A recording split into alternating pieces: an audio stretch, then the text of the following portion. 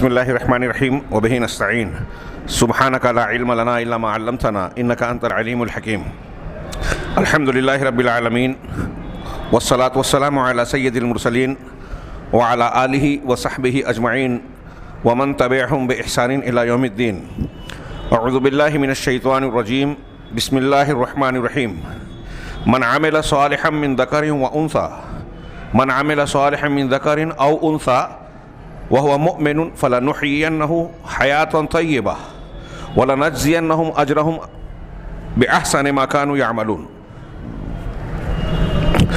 محترم حاضرین، بریق الجمان بشرح ارکان الایمان اس کتاب کے اصل موضوع ارکان ایمان کی تشریح ہم پڑھ چکے۔ خاتمے کے طور پر صاحب تالیف شیخ محمدی النورستانی حفظہ اللہ نے 3-4 بنیادیں بیان کی اہل سنت والجماعت کے قواعد سے متعلق۔ اس میں سب سے اخیر میں ثالثاً کہہ کے جو تذکرہ کیا اس کا عنوان ہے ثمرات الایمان بارکان الایمان، ارکان ایمان پر ایمان رکھنے کے ثمرات، فوائد، نتائج۔ ایک بندہ ان چیزوں پر جس کا تذکرہ کیا گیا جو ہم نے اس کتاب میں پڑھا، ایمان کی بنیادوں کو، اسلام کی مبادیات کو، 6 ارکان اور اس کی تشریحات اور بعض اس سے متعلقہ چیزوں کو، ایک بندہ مومن ان چیزوں پر جب ایمان رکھتا ہے اور ایمان اس طریقے پر جس کو اصولوں کے تحت بیان کیا کہ اہل سنت والجماعت کا اس باب میں کیا اصول ہے، جیسے اس سے پہلے ان کی وسطیت، جو مختلف گروہ افراد اور تفرید کا شکار ہو کر صحیح عقیدے سے بھٹک گئے، ہٹ گئے اور گمراہیوں میں پڑ گئے، ان سے بچ کر صحیح ایمان پر قائم رہنا یہ بہت بڑی بات ہے۔ اور جو شخص ایسے ایمان کی توفیق سے بہرہ ور ہو جائے، اللہ رب العالمین نے اس کو یہ انعام عطا کیا، تو اس پر ان ایمانیات کے کیا اثرات، فوائد مرتب ہوتے ہیں، اس کا تذکرہ شیخ نے اخیر میں انتہائی اختصار کے ساتھ کیا۔ حقیقت یہ ہے کہ ایمان کی 6 مبادیات، ارکان ایمان، ان میں سے ایک ایک کے ثمرات کو اگر بیان کیا جائے تو کئی ہفتے بھی ناکافی ہوں گے۔ اللہ پر ایمان، اس کے کیا فائدے ہیں؟ اللہ پر ایمان میں اگر ہم تشریح میں جائیں، جیسا کہ ہم نے پڑھا، توحید ربوبیت، توحید اسماء و صفات، توحید الوہیت۔ اہل علم نے اگر آپ عقیدے کی کتابیں پڑھیں تو ان ایمانیات میں صرف مثال کے طور پہ توحید اسماء و صفات کا جب ذکر کیا، اس پر اللہ کے اسماء حسنہ اور صفات علیہ پر ایمان لانے کے کیا کیا اثرات اور فائدے ایک انسان کو حاصل ہوتے ہیں، اس کا تذکرہ بڑی تفصیل سے کیا۔ ظاہر سی بات ہے کہ اگر ہم ان تفصیلات میں جائیں تو بڑا وقت درکار ہوگا۔ شیخ حفظہ اللہ نے بہت ہی اختصار کے ساتھ اور بہت جامع انداز میں، اگر آپ ان تھوڑی سی باتوں پر غور کریں، ان کی گہرائیوں میں اترتے جائیں، تو یہ وسیع دائرہ اس میں آپ کو سمٹا ہوا نظر آئے گا ایمانیات کے فوائد کا۔ آپ یہ سوچئے ان ایمانیات کی قدر و قیمت کو پہچانتے ہوئے کہ ایک انسان کے ایمان لانے سے یہ فائدے حاصل ہوتے ہیں جو ہم پڑھنے جا رہے ہیں۔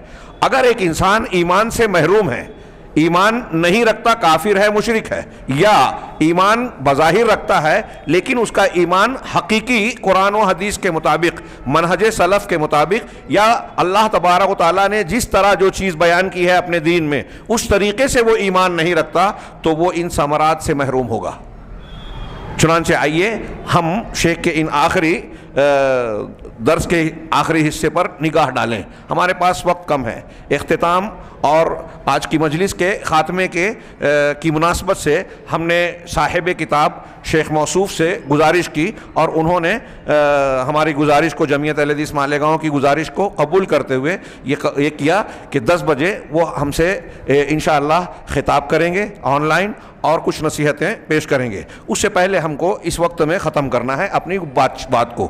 چنانچہ کہتے ہیں ثالثاً ثمرات الایمان بارکان الایمان، اس ضمن میں کہتے ہیں کہ یہ عقیدہ، بلند عقیدہ جو عظیم الشان ارکان ایمان پر مشتمل ہے، عقیدہ جو ہم رکھتے ہیں، اور اس عقیدے میں ایمان کے جو ارکان ہیں وہ شامل ہیں، یہ اپنے اعتقاد رکھنے والے کو بہت ہی جلیل القدر اور بہت زیادہ فوائد اور ثمرات سے نوازتے ہیں. ان فوائد اور ثمرات میں سے چند کا تذکرہ اختصار کے ساتھ یہاں انہوں نے کیا اور کہا وَمِنْهَا، ان فوائد یا ان ثمرات میں سے چند کا تذکرہ یہ ہے. سب سے پہلے من ثمرات الایمان باللہ تعالی، اللہ تبارک و تعالیٰ پر ایمان لانے کے بعض ثمرات، فوائد.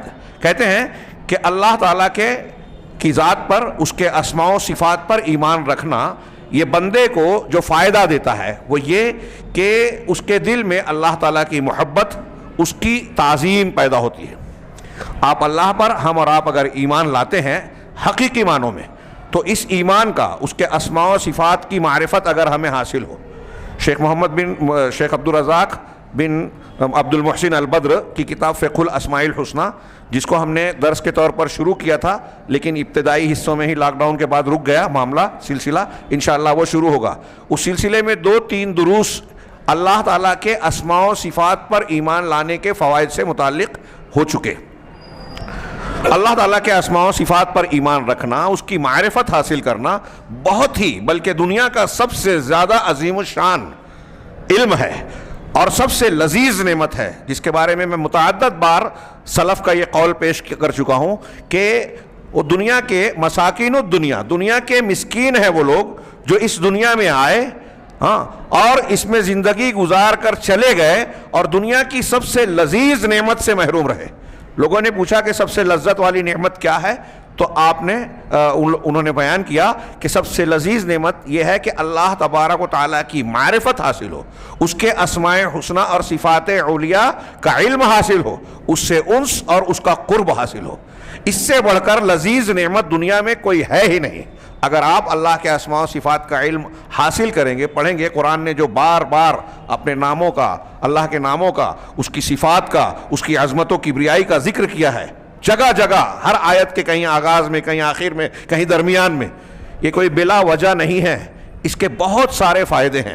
بندہ ان ناموں اور ان صفات پر جب غور کرتا ہے تو اللہ تبارک و تعالیٰ کے احسانات، اس کے انعامات، اس کی قدرت، اس کی عظمت، اس کی جلالت شان اور اس کی توحید و وحدانیت کے بے مثال نقوش اس کے سامنے مرتسم ہوتے ہیں. اور یہ چیزیں اس کے دل میں جب انعامات پر غور کرتا ہے تو اللہ سے محبت پیدا ہوتی ہے. جب اللہ تبارک و تعالیٰ کی پکڑ اور قدرت پر غور کرتا ہے، اس کے عدل پر غور کرتا ہے، تو اس کا ڈر، خشیت اور خوف پیدا ہوتا ہے جو گناہوں سے روکتی ہے. جب اللہ تبارک و تعالیٰ کے بر، احسانات، اللہ تبارک و تعالیٰ کے علم کو ذہن نشین کرتا ہے تو یہ علم اس کو اس بات پر اکساتا ہے کہ کسی بھی مقام پر وہ کتنی بھی تنہائیوں میں ہو یا لوگوں کی نگاہوں سے چھپا ہوا ہو، اللہ کی نگاہ سے چھپا ہوا نہیں ہے. اس کے اندر احسان، ان تعبد اللہ کأنک تراہ فإن لم تکن تراہ فإنہ یراک، اللہ کی عبادت ایسے کہ تم اسے دیکھ رہے ہو یا کم از کم یہ کہ وہ تمہیں دیکھ رہا ہے. یہ تاثر پیدا ہوتا ہے. ایسے آپ ناموں پر غور کرتے جائیں کہ وہ رزاق ہے تو روزی اسی سے مانگے گا، وہ ساری قدرتوں کا مالک ہے تو نفع اور نقصان اسی کے ہاتھ میں ہے تو بندہ اسی سے مانگے گا، اسی سے امید رکھے گا، اسی پر توکل اور بھروسہ کرے گا. دنیا کی کسی طاقت، کسی غیر اللہ کو جو دنیا میں لوگ پوجے جاتے ہیں، وہ انبیاء و صالحین ہو، دیوی دیوتا ہو اور دوسرے معبودان باطلہ ہوں، بندہ کسی سے لو نہیں لگائے گا اگر اللہ تبارک و تعالیٰ کے اسماء حسنی اور صفات علیاء کا صحیح علم، معرفت اپنی قدر اور ذہن کے مطابق اسے حاصل ہو جائے. تو کہا کہ اگر بندہ اللہ پر ایمان رکھتا ہے تو اس کے اسماء اور صفات پر علم بندے کو اللہ تعالیٰ کی محبت اور اس کی تعظیم کا فائدہ دیتا ہے. اس کے دل میں، بندے کے دل میں محبت و تعظیم پیدا ہوتی ہے. یہ محبت و تعظیم اللہ تبارک و تعالیٰ کے حکم کو بجا لانے، کہ اس کے احکامات کی پابندی کی جائے، اس پر انسان کو ابھارتا ہے اور اس کی ممنوع چیزوں سے بچنے پر ابھارتا ہے. ہمارے یہاں کچھ لوگ کہتے ہیں نا کہ لوگ توحید اور اللہ پر ایمان کیا کہتے ہیں، یہی اہل حدیث علماء کہتے ہیں. یہ عیب کی بات نہیں ہے، خوبی کی بات ہے. یہ برائی کی نہیں، تعریف کی بات ہے. انبیاء کرام علیہم الصلوۃ والسلام بھی از ابتدا تا انتہا جس تعلیم پر پورا زور صرف کرتے تھے، بار بار کہتے تھے، وہ توحید ہی ہے، شرک سے اجتناب ہی ہے. اگر اس پر غور کریں کہ ایسا کیوں، تو معلوم یہ ہوگا کہ انسان کی صلاح اور فلاح کی بنیاد اور جڑ یہی عقیدہ ہے، اللہ تبارک و تعالیٰ پر صحیح ایمان ہے۔ دنیا اور آخرت کی ساری بھلائیاں اسی کی بنیاد پر حاصل ہوتی ہیں۔ دنیا اور آخرت کے سارے فتنے، عذاب، پریشانیاں، مصیبتیں، اگر اس سے بچنا ہے تو اس کی بنیاد یہی ایمان ہے۔ تو اللہ کی پر ایمان اس کی محبت و تعظیم پیدا کرتا ہے، جو اس کے حکم کو بجا لانے اور اس کے ممنوعات سے بچنے پر ابھارتا ہے، اور اللہ تبارک و تعالیٰ والقیام اور اللہ تبارک و تعالیٰ کے حکم کو قائم کرنا، انجام دینا، اس کی ممانعت سے بچنا، اس سے ہی دنیا اور آخرت کی سعادت حاصل ہوتی ہے، فرد کو بھی اور مجتمع یعنی سماج کو بھی۔ فرد اور سماج کی کامیابی دنیاوی ہو یا اخروی ہو، اس کی بنیاد اللہ پر ایمان ہے، اور اللہ پر ایمان کے نتیجے میں اس کے دین کی بجا آوری، جو اس نے کہا ہے کرو اس کو کرنا، جس سے منع کیا ہے اس سے بچنا۔ پوری دنیا میں جتنے مسائل ہیں سیاسی، سماجی، اخلاقی، خاندانی، جو بھی مسئلہ ہے، بیماریوں کا معاملہ ہو، نفسیاتی بیماری، جسمانی بیماری، ذہنی بیماریاں، ساری پریشانیاں، اس کی جڑ بنیاد میں کفر اور شرک اور اللہ اس کے رسول پر ایمان نہ لانا ہے، یا ایمان کے تقاضوں کو پورا نہ کرنا ہے۔ جب سماج یا فرد اللہ پر ایمان کے تقاضے کی جتنی مخالفت کرے گا، وہ اتنا زیادہ پریشانی، مصیبت اور تکالیف میں مبتلا ہوگا، اور اس کی زندگی میں جو ہے دکھ، پریشانی، صدمے آئیں گے۔ زندگی کو خوشگوار بنانے کا نسخہ انہوں نے یہ بحث اتنی سی کہی، اور اس کے بعد قرآن کی ایک آیت بیان کر کے اس کا خاتمہ اس عنوان کو مکمل کیا، اللہ پر ایمان کے فائدے کو۔ من عمل صالحا، سورہ نحل کی مشہور آیت، اللہ کا ارشاد کہ من عمل صالحا من ذکر او انثی، مرد ہو یا عورت، جو صالح عمل کرے گا، صالح عمل جس میں اخلاص ہو اور جو سنت رسول کے مطابق ہو، اس کو صالح عمل کہتے ہیں۔ تو جو صالح عمل کرے گا، وہ مرد ہو یا عورت، وہو مؤمن، شرط کیا ہے کہ وہ ایمان والا ہو۔ ایک آدمی ایمان والا نہیں ہے، کافر ہے، وہ اپنی آنکھ کسی اندھے کو ڈونیٹ کر دے وے، اپنے پوری پراپرٹی کو کار خیر میں جو ہے وقف کر دے وے، جیسا کہ کچھ لوگ کرتے ہیں، ہوتا ہے، اور نیکیاں کرتے ہیں، تو ٹھیک ہے، وہ اچھا کام کر رہے ہیں، لیکن اگر ایمان نہیں ہے تو اس کا کوئی عمل قابل قبول نہیں ہے۔ سعادت کی بنیاد ہے ایمان، وَهُوَ مُؤْمِنٌ فَلَنُحْيِيَنَّهُ، ایمان کی حالت میں جو صالح عمل کرے گا، مرد ہو یا عورت، اللہ نے فرمایا فَلَنُحْيِيَنَّهُ حَيَاةً طَيِّبَةً، ہم اسے خوشگوار زندگی عطا کریں گے۔ سیاق بتا رہا ہے آگے اجر و ثواب کی بات کہی جا رہی ہے، تو مطلب آخرت کی بات آگے ہے، یہ دنیا کی بات ہے کہ دنیا میں خوشگوار زندگی ملے گی۔ ہمارے یہاں لوگ کہتے ہیں مسلمانوں کے مسائل کو حل کرنے کے لیے، پریشانیوں کو درست کرنے کے لیے، کہ مولوی لوگ تو ایمان، تقوی، صبر اور انہی کی باتیں کرتے ہیں، اس سے ہمارے سیاسی معاملات اور دوسرے زندگی کے امور کیسے حل ہوں گے، ہمارے معاشی معاملات کیسے مضبوط ہوں گے۔ یہ اللہ تعالیٰ کا ارشاد، اور ایسی ایک آیت نہیں، 10-20 آیتیں ہیں۔ میں نے اس سے پہلے کئی مرتبہ دروس و خطبوں میں بیان کیا کہ ہم لوگ مادی اسباب پر توجہ دیتے ہیں، دنیا دار اور کفار کی طرح، جبکہ مادی اسباب سے کہیں زیادہ اہمیت کے حامل روحانی اسباب ہیں۔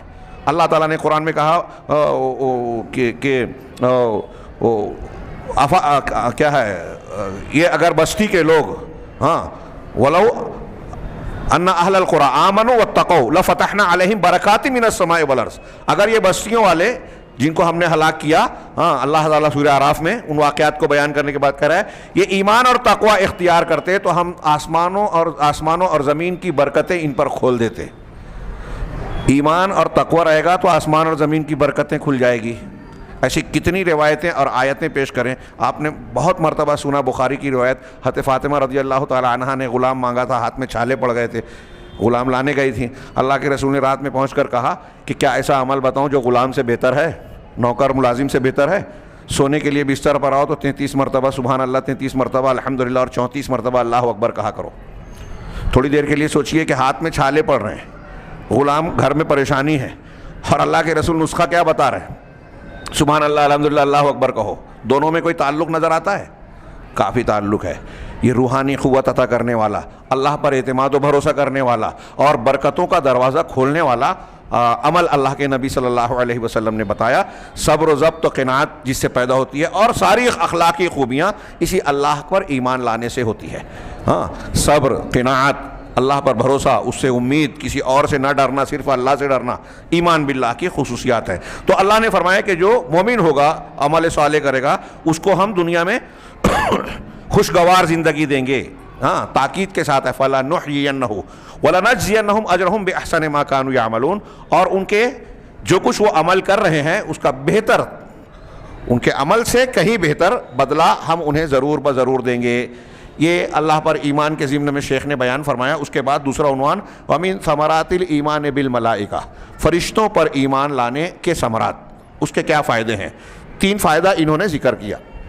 ہاں، سب سے پہلا العلم بعظمت خالقہم تبارک و تعالی و قوتہ و سلطانہ.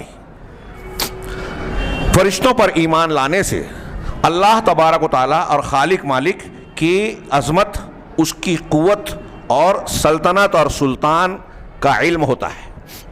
جب ہم پڑھتے ہیں فرشتے اللہ کی مخلوق ہیں اور وہ ایسے ایسے ہیں. حضرت جبرائیل علیہ السلام کو جب اصلی شکل میں اللہ کے رسول نے دیکھا، بخاری وغیرہ میں جو ہے 2 مرتبہ دیکھا، تو آسمان اور زمین کے درمیان افق کو پورا بھر دیا 600 پر. ان کے بارے میں جو ان کی قوت کا تذکرہ ہے، ذی قوت عند ذی العرش مکین، اللہ نے فرمایا. قوم لوط کو جب عذاب دینا ہوا، اللہ کے حکم سے لوط کی بستی جو صدوم بستی تھی اس کو آسمان میں ہوا میں اٹھا کر پلٹ دیا. ایک فرشتے نے پوری بستی کو اٹھا کر پلٹ دیا. کتنے طاقتور ہیں جبرائیل علیہ السلام، کتنے طاقتور ہیں فرشتے. ہاں، ان کو جو کام دیا گیا ہے، جو سرعت دی گئی ہے، وہ آسمان سے زمین کے پر کس تیزی سے آتے ہیں، یہاں سے کس تیزی سے جاتے ہیں، یہ سب تفصیلات پر جب غور کریں تو دنیا میں جو ہم سائنسی اور مشاہداتی طور پر جن چیزوں کو دیکھتے ہیں، اس کی بنیاد پر یہ چیزیں ہماری عقل میں نہیں آتی، باہر جاتی ہے. لیکن یہ ہماری عقل ناقص ہے، اللہ کی قدرت عظیم الشان ہے. جو چیز ہماری عقل میں نہیں آتی وہ اللہ تعالیٰ کی قدرت سے باہر نہیں ہے. اس نے بتایا کہ ایک رات میں اللہ کے رسول صلی اللہ علیہ وسلم کو اسرا کا سفر، معراج کا سفر کرایا گیا. ہاں، جبکہ کتنا لمبا فاصلہ ہے، اس تفصیل کا موقع نہیں ہے. صرف میں اشارہ کر رہا ہوں کہ فرشتوں کی یہ عظمت، صرف حضرت جبرائیل علیہ السلام کے بارے میں جو میں نے تھوڑا سا تذکرہ کیا اس پر غور کیجئے. وہ اتنے طاقتور، ان کو پیدا کرنے والی ذات اللہ کی. تو جب مخلوق اتنی طاقتور عظیم الشان ہے، جیسے ہم آسمان کو دیکھیں، پہاڑ کو دیکھیں، اب یہ فرشتوں پر ایمان لائیں. اور فرشتوں پر ایمان کا پہلا فائدہ یہ ہے کہ غیب پر ایمان مضبوط ہوتا ہے. ہاں، یہاں اس کا تذکرہ نہیں کیا، وہ غیب ہے ہمارے لیے، تو ہم جب اس کو مانتے ہیں تو ایمان بالغیب ہمارا مضبوط ہوتا ہے. یہ نیچریت، عقلیت کی بنیاد پر بہت سارے منکرین نے فرشتوں کے وجود کا انکار کر دیا، کفر کا ارتکاب کیا. تو فرشتوں پر ایمان سے اللہ تعالیٰ کی عظمت، قدرت، قوت و سلطان پر علم مضبوط ہوتا ہے. اس کی معرفت ہوتی ہے کہ جب فرشتے جو مخلوق ہیں وہ اتنے طاقتور ہیں، اتنی عظیم الشان مخلوق ہے، تو ان کے پیدا کرنے والی ذات کتنی عظیم الشان ہے، کتنی طاقتور ہے، کیسی قدرت والی ہے، اس کا ہم تصور نہیں کر سکتے. نمبر 2، شکرہ تعالی علی عنایتہ بعبادہ. ہاں، حیث وکل بہم من ہؤلاء الملائکہ من یقوم بحفظہم وکتابۃ اعمالہم وغیر ذلک من مصالحہم. جب فرشتوں کے تعلق سے تفصیل ہم کو معلوم ہوتی ہے تو بندے اس پر ایمان لانے کے نتیجے میں اللہ تبارک و تعالیٰ کے شکر گزار ہوتے ہیں. جذبہ شکر پیدا ہوتا ہے کہ پروردگار اپنے بندوں پر کتنا مہربان ہے. ہاں، کتنی نعمت اور انعام و احسان کرتا ہے. ہاں، کہ اتنی توجہ دے رہا ہے کہ اس نے بطور خاص فرشتوں کو پیدا کیا. ہاں، ان کو ملائکہ میں سے کئی لوگوں کو یہ ذمہ داری دی کہ اپنے بندوں کی حفاظت کریں، ان کے اعمال کو لکھیں، اور اس کے علاوہ اور دوسری بہت ساری مصلحتیں. فرشتے مومنین کے لیے دعائیں کرتے ہیں مختلف اوقات میں. ایک آدمی نماز فرض پڑھنے کے بعد اپنی جگہ سے جب تک نہیں اٹھتا، صحیح حدیثوں سے ثابت ہے کہ وہ فرشتے دعا کرتے ہیں کہ اے اللہ اس کو بخش دے، اس پر رحم فرما. ایک آدمی اپنے کسی مسلمان غیر حاضر بھائی کے لیے دعا کرتا ہے تو ایک فرشتہ کہتا ہے آمین، اے اللہ قبول کر، وَلَكَ مِثْلُ، اور اللہ یہ تم کو بھی ویسا ہی ملے. یعنی اللہ سے دعا کرتا ہے کہ تمہیں بھی جو اپنے بھائی کے لیے دعا کہ تم کو بھی ملے. فرشتے کئی مقامات پر حفاظت کرتے ہیں شیاطین کے شر سے. ہاں، آیت الکرسی پڑھ لیا، بستر پر پہنچنے کے بعد ایک فرشتہ حفاظت کرتا ہے رات بھر. صبح میں کیا تو دن بھر کے لیے بھی ہوتا ہے. دوسری روایتوں سے ثابت ہے، یہ بخاری کی روایت میں ہے. پہلے ایسے ہی ہم دیکھتے ہیں کہ اللہ تبارک و تعالیٰ نے مومنین کی مدد کے لیے کہاں کہاں فرشتوں کو اتارا، غزوہ بدر میں، حنین میں اور کئی موقعوں پر قرآن نے تذکرہ کیا. تو اس سے اللہ تعالیٰ کے تعلق سے، اللہ کی ذات سے متعلق شکر کا جذبہ پیدا ہوتا ہے. نمبر 3، اس سے تیسرا فائدہ بتایا کہ محبت الملائکۃ علی ما قاموا بہ من عبادت اللہ تعالی علی الوجہ الاکمل، کہ فرشتوں سے محبت اس بنیاد پر کہ جو وہ اللہ تبارک و تعالیٰ کی عبادت کامل طریقے پر انجام دیتے ہیں اور مسلمانوں کے لیے استغفار کرتے ہیں. اس سے فرشتوں سے محبت پیدا ہوتی ہے. اور یہاں اس پر انہوں نے شیخ نے اکتفا کیا، میں اسی سے جوڑ دوں کہ جب بندے کو یہ معلوم ہے کہ اللہ کی ایک مخلوق ایسی ہے جس کی تعداد نامعلوم ہے. فرشتوں کے بارے میں کہا کہ آسمان میں جو کعبۃ اللہ سے محاذات میں جو گھر ہے ان کا جہاں عبادت کرتے ہیں، والطور وکتاب فی رق منشور والبیت المعمور، ایک روز میں 70,000 فرشتے داخل ہوتے ہیں ہر روز، اور پھر دوبارہ ان کی باری نہیں آتی. کتنی تعداد ہوگی؟ آسمان میں 4 انگلی کی بھی جگہ نہیں ہے جہاں کوئی فرشتہ سجدے میں یا رکوع میں نہ ہو. تو اس سے یہ پتہ چلتا ہے دنیا میں کچھ لوگ اگر اللہ کی نافرمانی کر رہے ہیں، کافر ہیں، مشرک ہیں، ہاں ابو جہل، فرعون اور نمرود کے نقش قدم پر چل رہے ہیں، تو یہ بہت کم ہے. اللہ کی عبادت کرنے والے بے شمار مخلوق ہے، ساری کائنات ہے، صرف فرشتوں کی ہی ایسی تعداد ہے. اور پھر مسلمانوں کو اس سے تسلی ملتی ہے. اگر ہم کہیں اقلیت میں ہیں، کہیں کمزوری کا شکار ہیں، ہے نا، آج بہت سارے مسلمان مرعوب ہیں، متاثر ہیں، ہاں، کہ مسلمانوں کی شوکت بکھر گئی اور کفار مشرکین مغربی دنیا کی شوکت چھا گئی تو ان سے مرعوب اور متاثر ہوتے ہیں. مرعوب ہونے کی ضرورت نہیں ہے. ہم ایمان لائیں تو ہم اس جماعت کا حصہ بن رہے ہیں جو فرشتوں کی جماعت کرتی ہے. آگے بڑھتے ہیں. وَمِن ثَمَرَاتِ الْإِيمَانِ بِالْكُتُبِ، کتابوں پر ایمان لانے کے ثمرات. الاول، پہلا کہ اللہ تبارک و تعالیٰ کی رحمت کا علم ہوتا ہے. ہاں، کتابیں اللہ نے نازل کی، یہ اللہ کی رحمت کا انتہائی پہلو. ہاں، اور اپنی مخلوق کے معاملات پر اللہ کی توجہ، اس کا انعام، احسان کہ اس نے ہر قوم کے لیے کتاب اتاری آسمان سے جو ان کی رہنمائی کرے. یہ چھوٹا موٹا انعام اور چھوٹی موٹی نعمت نہیں ہے. دنیا کی باتوں کو ہم خود سے سیکھتے ہیں، تجربے سے، مشاہدے سے اور نہ جانے کون کون طریقوں سے، لیکن دین کی بات اللہ تبارک و تعالیٰ نے بندوں کے حوالے نہیں کی. خاص طور سے عقیدے اور عبادات کا معاملہ کہ اللہ نے پیدا کیا ہے تو اس کا انتظام بھی کیا اور اس کے لیے کتابیں نازل فرمائی. یہ پہلی بات کہ اس نے یہ انتظام کیا. دوسرا، اللہ تعالیٰ کی حکمت کا ظہور اس طرح سے کہ اللہ تبارک و تعالیٰ نے ہر امت کے لیے ایسی کتابیں نازل کی جس میں اس امت کی مناسبت سے اس کے حالات، قواعد، فوائد کا لحاظ کرتے ہوئے احکامات اور تعلیمات دی گئیں. اگرچہ کہ دین کی بنیادیں جو ہم نے 6 ارکان پڑھا نا، اللہ پر ایمان، فرشتوں پر، آخرت پر وغیرہ، یہ سارے آدم علیہ السلام سے لے کے محمد رسول اللہ صلی اللہ علیہ وسلم کے تک سارے انبیاء کی تعلیمات میں سب یہ ایمانیات یکساں ہیں، اس میں کوئی تبدیلی نہیں ہوئی. لیکن کتابوں میں احکامات، حالات اور قوائف کے اعتبار سے اللہ نے اپنی رحمت اور اپنی حکمت و مصلحت کی بنیاد پر تبدیل فرمائے.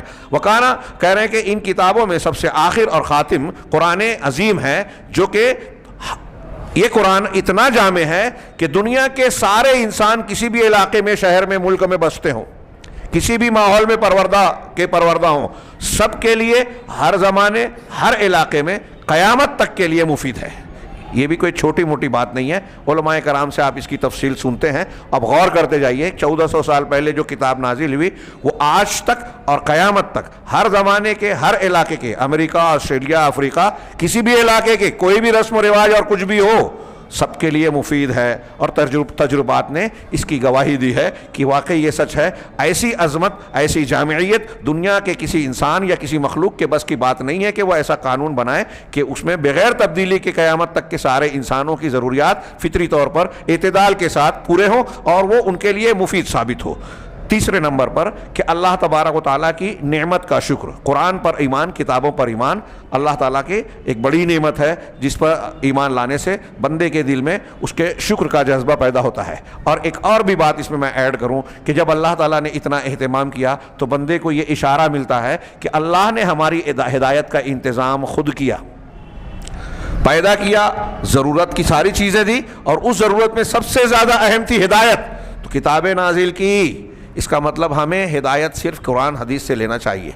اسی ذریعے سے جو اللہ نے نازل کیا. جب ہمیں معلوم ہے کہ اللہ نے کتاب نازل کی تو زندگی کا کوئی اصول ضابطہ، شریعت اور دین کے نام پر کوئی طریقہ، کوئی معاملہ ہم اس کتاب کو چھوڑ کر کسی اور سے کیوں لیں؟ یہ تو اللہ کی نعمت کی ناشکری ہوئی. آخری جو ہے کہ اس کی نعمت کا شکر ادا کریں. تو شکر یہ بھی ہے کہ اس کی اس نعمت کی قدر پہچانیں. اللہ کی کتاب کوئی چھوٹی موٹی نعمت نہیں ہے. ہم کو دنیا میں جتنی نعمتیں ملی ہیں ان سب سے عظیم الشان ہے. آگے وَمِن ثمرات الایمان بالرسل، رسولوں پر ایمان کے ثمرات میں سے چند ثمرات، چند فوائد. نمبر 1، العلم برحمت اللہ تعالی و عنایتہ بخلقہ، اللہ تبارک و تعالیٰ کی رحمت اور مخلوق کے ساتھ اس کی توجہ، اس کا احسان کا علم ہوتا ہے، اس طرح سے کہ اللہ تبارک و تعالیٰ نے ان کی طرف مکرم ان رسولوں کو، ان معزز اور کریم رسولوں کو بھیجا علیہم الصلاۃ والسلام. کس لیے بھیجا؟ للہدایت والارشاد، ہدایت و ارشاد کے لیے. جو صرف تھیوری نہیں اتاری کتاب بلکہ پریکٹیکل نمونہ اسوہ حسنہ کی شکل میں انبیاء کی شخصیات کے تناظر میں امت کے سامنے پیش کی. اور انبیاء کرام علیہم الصلاۃ والسلام کی شخصیات ایسی ہوتی تھی کہ دنیا میں کوئی بھی انسان اخلاق، کردار، ایمان، کسی بھی اعتبار سے ان سے بہتر نمونہ پیش نہیں کر سکتا. سب سے مکمل انسان ہوتے تھے انبیاء کرام. یہ اللہ کا لطف و کرم، اس کا احسان اور رحمت ہے بندوں پر. نمبر 2، شکرہ تعالی علی ہذہ النعمۃ الکبریٰ، اس عظیم الشان اور سب سے بڑی نعمت پر اللہ تعالیٰ کا شکر. جیسا کہ میں نے کہا، شکر یہ ہے کہ ہم اللہ تعالیٰ کی حمد و ستائش کریں، اس کا یہ نعمت کو قبول کریں، اور شکر یہ بھی ہے کہ اس نعمت کا صحیح استعمال کریں. نبی صلی اللہ علیہ وسلم سب سے بڑی نعمت ہے. اب نبی کو چھوڑ کر کوئی پیر صاحب کی بات مانتا ہے، کوئی امام صاحب کی بات مانتا ہے، کوئی کسی اور کو اپنا پیشوا مذہبی مان کر نبی کی حدیث و سنت کو دیکھے بغیر جانتا ہے تو چھوڑ دیتا ہے، یا دیکھتا ہی نہیں ہے اور بزرگان کے پیچھے پڑا ہوا ہے، تو وہ لاکھ بزرگ ہوں، لیکن اگر نبی کی بجائے ان سے تعلیم لے رہا ہے تو وہ اللہ کی اس عظیم الشان نعمت کی ناقدری کر رہا ہے، اس کا انکار کر رہا ہے. بہت بڑا بدنصیب ہے ایسا شخص.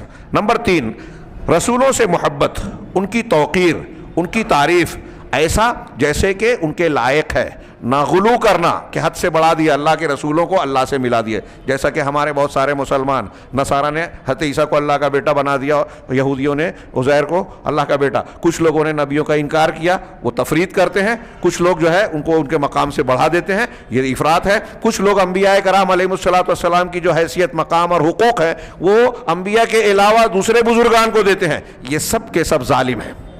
کہہ رہے ہیں کہ ان کی توقیر کرنا اور جیسا کہ ان کے لائق اور شایان شان ہے ان کی ثنا اور تعریف کرنا، ان پر درود بھیجنا، اس لیے کہ وہ اللہ تعالیٰ کے پیغمبر، نمائندے اور رسول ہیں اور اس کے بندوں کا خلاصہ ہیں، نمونہ ہیں.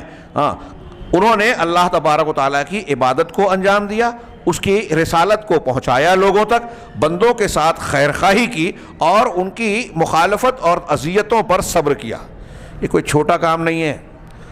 دنیاوی اعتبار سے ایک انسان دوسرے انسان پر اگر کوئی احسان کرتا ہے اللہ کی توفیق سے، تو ان احسانات میں رشتوں پیوند میں ہم دیکھتے ہیں سب سے بڑا احسان والدین کا ہوتا ہے.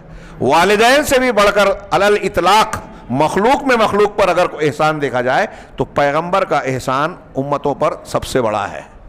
اس لیے پیغمبر کا حق بھی دوسروں کے مقابلے میں سب سے زیادہ ہے. ان سے محبت کرنا ایمان کا حصہ، ان کی اطاعت و فرما برداری کرنا اللہ تعالیٰ کا حکم ہے کہ اللہ تعالیٰ نے ان کو جب رسول بنایا ہے تو ہمارے لیے انہی کو نمونہ بنایا، لہذا زندگی ویسے ہی گزارنا ہے جیسے اللہ کے بھیجے گئے نمونے نے پیش کیا ہے.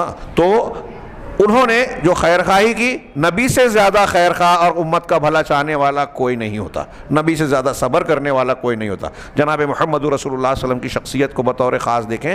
آپ کی شخصیت پوری انسانی تاریخ کی سب سے جامع الکمالات شخصیت ہے. جس لحاظ سے بھی آپ دیکھیں، صبر میں، ضبط میں، بہادری اور شجاعت میں، سخاوت میں، حلم اور بردباری میں، طاقت اور قوت مل جانے کے بعد اپنے مخالف کو معاف کر دینے میں، کسی بھی اخلاقی خوبی میں دیکھیں، آپ سے بڑھ کر آپ پوری انسانی تاریخ میں کوئی نظر نہیں آتا.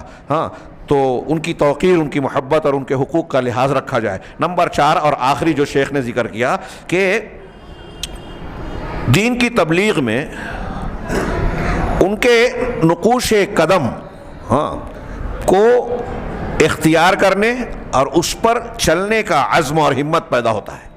جب ہم نبیوں پر ایمان لاتے ہیں، ان کی سیرت پڑھتے ہیں، ان کے کردار کا مطالعہ کرتے ہیں، ان کی زندگیوں کو دیکھتے ہیں، تو ہمارے دل میں حوصلہ ہوتا ہے، راستہ ملتا ہے کہ جس طریقے سے دین کی تبلیغ اور دین کے تقاضوں، اللہ پر ایمان کے تقاضوں کو پورا کرنے کے لیے ان انبیاء نے دنیا کے نشیب و فراز کا سامنا کیا، ہمیں بھی اس کو اپنے سامنے نمونہ بنا کر رکھنا چاہیے، اور یہ عزم پیدا ہوتا ہے انسان کے اندر۔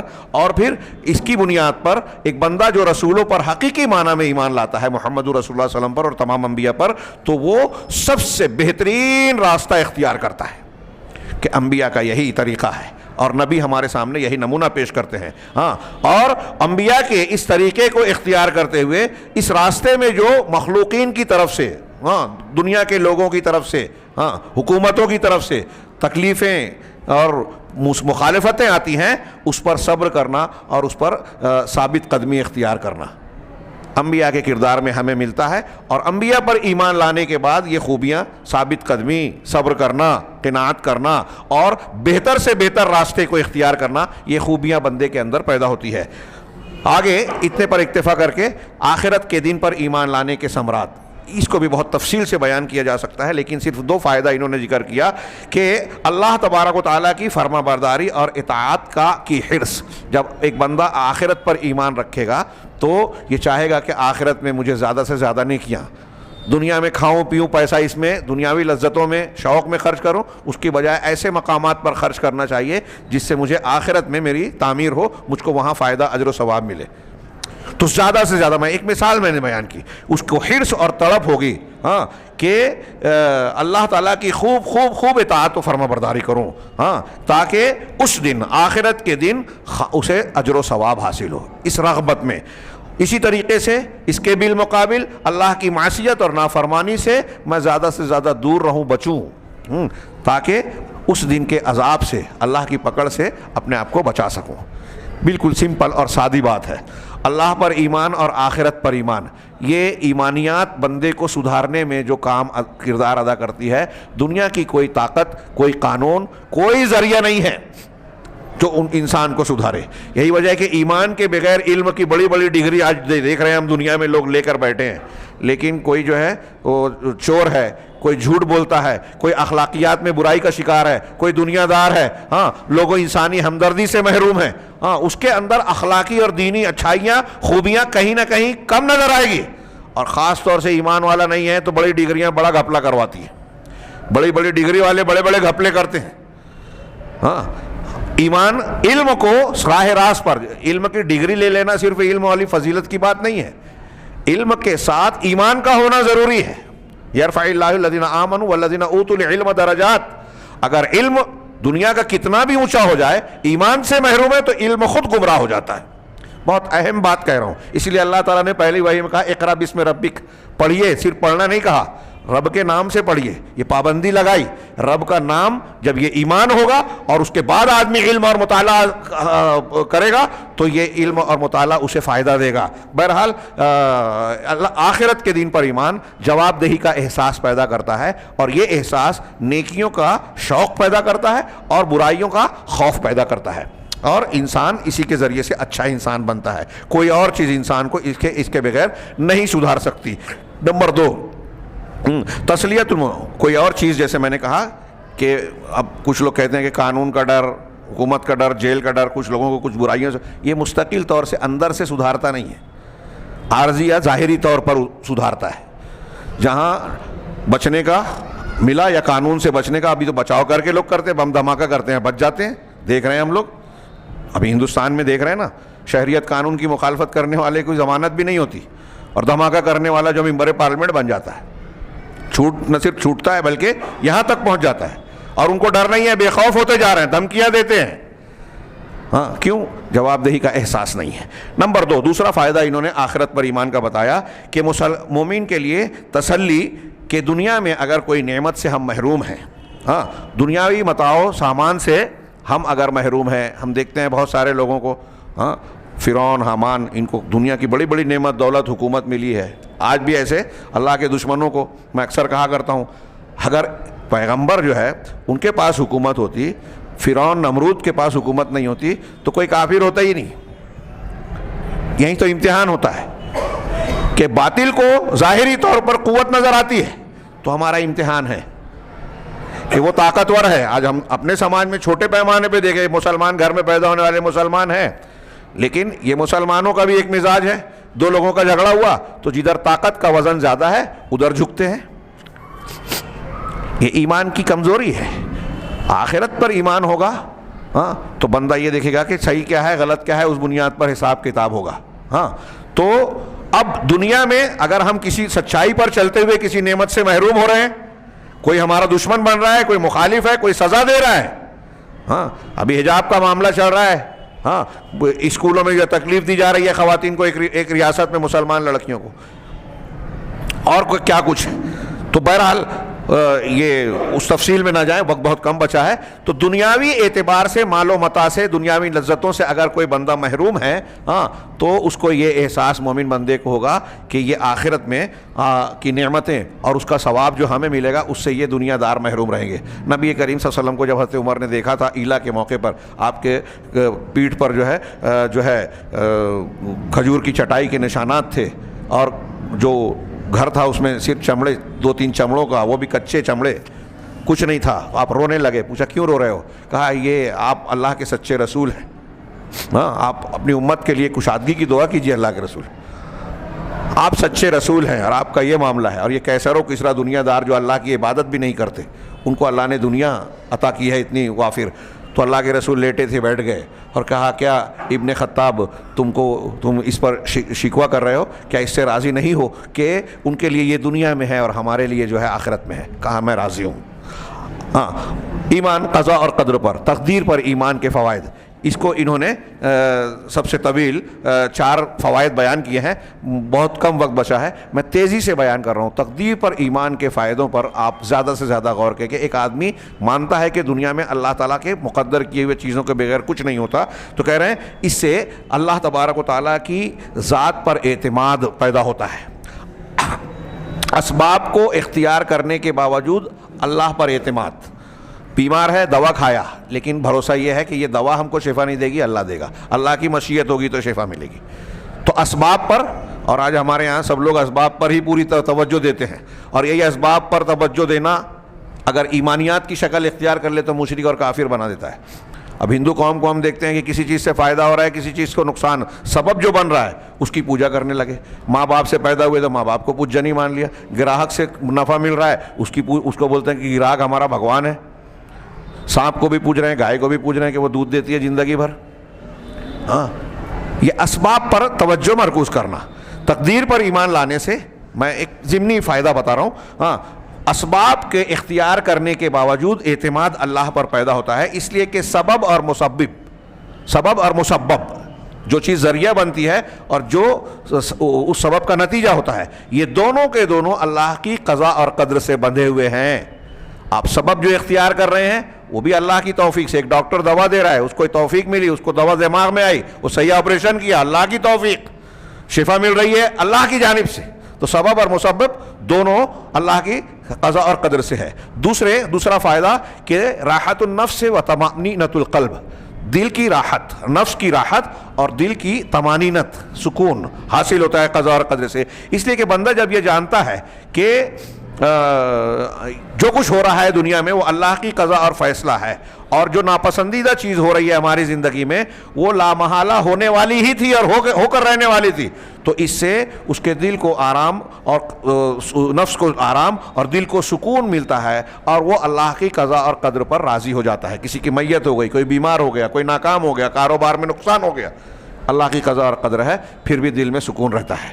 ہاں خودکشی نہیں کرتا, بے چینی کا شکار نہیں ہوتا اگر ایمان ہے تو. تیسرا ترد العجاب بالنفس, ہاں عند حصول المراد, جب کوئی مراد اور نتیجہ حاصل ہو جاتا ہے تو آدمی گھمنڈ اور خود پسندی کا شکار نہیں ہوتا کہ میں نے تیر مارا, میں نے ایسا کر لیا, میں نے ویسا کر لیا, میری یہ شان ہے. ہاں تو وہ گھمنڈ کا علاج ہوتا ہے تقدیر پر ایمان سے. کیسے؟ اس لیے کہ جو کچھ حاصل ہوا ہے انسان کو وہ اللہ تعالیٰ کی جانب سے نعمت ہے, اس چیز کے مقابل جو اللہ نے مقدر کیا ہے, قضا اور قدر کا فیصلہ کیا ہے, وہ خیر اور نجاح کامیابی کے اسباب میں سے اللہ نے آپ کو اگر کوئی چیز ملی ہے تو جو ملنے کے اسباب سے آپ گزرے ہیں اللہ تعالیٰ نے وہ اسباب آپ کے لیے ہموار کیے، تب آپ وہاں تک پہنچے۔ آپ آرام سے کسی سفر میں بمبئی پہنچ رہے ہیں تو اللہ نے بمبئی پہنچنے کے اسباب آپ کو مہیا فرمائے، ہموار کیے۔ ایسے ہی کوئی بھی چیز نے، کوئی بھی نعمت مل رہی ہے وہ اللہ تعالیٰ کے اسباب کامیابی اور خیر اور بھلائی آپ تک پہنچانے کے اسباب کو ہموار کرنے اور متعین کرنے کی وجہ سے ہے۔ چنانچہ ایسی صورت میں بندہ اللہ تبارک و تعالیٰ کا شکر ادا کرتا ہے اور خود پسندی اور گھمنڈ کو چھوڑ دیتا ہے۔ اسی سے جب تقدیر کا فیصلہ ہے تو انسان کے اندر قناعت ہوتی ہے کہ اللہ کا فیصلہ ہے، جو کچھ دیا وہی ہمارے لیے صحیح تھا، وہی کافی ہے، قناعت پسندی آتی ہے۔ نمبر 4، طرد القلق، قلق، بے چینی، زجر، پریشانی، جزا فضا، مصیبت اور پریشانی کے وقت چلا پکار۔ ہاں، جب مراد سے آدمی محروم رہے، آپ کوئی چیز چاہ رہے ہیں، محنت کر رہے ہیں، لیکن وہ چیز آپ کو نہیں ملی، ناکامیاب ہو گئے، تو ایسی صورت میں مکروہ چیز آپ کو مل رہی ہے، پسندیدہ چیز سے آپ محروم رہ گئے کوشش محنت کرنے کے باوجود، تو بے چینی، اضطراب اور جزا اور فضا والا معاملہ پیدا نہیں ہوگا، اس لیے کہ بندہ یہ یقین رکھتا ہے یہ جو کچھ بھی نتیجہ آ رہا ہے یہ اللہ تعالیٰ کی قضاء اور قدر کے مطابق ہے، جس کے لیے آسمانوں اور زمین کی ملکیت ہے، سلطنت ہے، کائنات کے مالک اور خالق کا یہ فیصلہ ہے۔ ساری کوششیں کرنے کے بعد بھی ہم ناکام ہوئے، تو اس کی وجہ سے قلق، بے چینی سے انسان محفوظ رہتا ہے اور یہ یقین رکھتا ہے کہ جو ہوا وہی ہونا تھا۔ ہاں، جو تعلیم دی اللہ کے رسول نے کہ بندہ یہ کہے ناکامیابی پر قدر اللہ وما شاء فعل، اللہ نے مقدر کیا تھا اور جو کچھ اس نے چاہا وہی کیا، چنانچہ اس پر وہ صبر کرتا ہے۔ ایمان بالقدر سے صبر پیدا ہوتا ہے، وَيَحْتَسِبُ الْأَجْرَ، اور اجر کی امید رکھتا ہے۔ کسی کی میت ہو گئی، کوئی نقصان ہو گیا، صبر کرتا ہے اور اجر کی امید رکھتا ہے۔ اسی طریقے سے تقدیر پر ایمان سے بندے کے اندر، یہاں انہوں نے ذکر نہیں کیا، تو امام طحاوی کی ایک عبارت یاد آ رہی ہے، بس ایک جملہ کہہ کے بات کو ختم کروں کہ صبر سے بندہ اللہ تعالیٰ کا خوف دل میں پیدا ہوتا ہے اور دوسروں کا خوف نکل جاتا ہے۔ ہاں، وہ لوگوں کے بوجھ سے، امام شافعی اسی ضمن میں کہتے ہیں، انہوں نے ذکر کیا امام ابن ابی العز رحمہ اللہ نے، کہ لوگوں کو آپ خوش کرنے جائیں، یہ نہ آپ کو کے لیے ممکن ہے اور نہ آپ کو اس کا حکم دیا گیا ہے، نہ اس کا حکم دیا گیا ہے نہ آپ کے لیے ممکن ہے، اور اللہ تبارک و تعالیٰ کو خوش کریں آپ، یہ آپ کے لیے ممکن بھی ہے اور اس کا حکم بھی دیا گیا ہے۔ جب آدمی تقدیر پر ایمانیات کو سامنے رکھے گا تو اسی پر توجہ مرکوز کرے گا۔ آج ہم دنیا میں لوگوں کو دیکھتے ہیں کہ منافقت اختیار کرتے ہیں، دو روی اختیار کرتے ہیں، ایمانی اور ایمان کے تقاضوں کو فراموش کرتے ہیں، تو وہ اللہ تبارک و تعالیٰ کو چھوڑ کر دوسروں کو خوش کرنا چاہتے ہیں، دوسری مصلحتوں کو سامنے رکھتے ہیں۔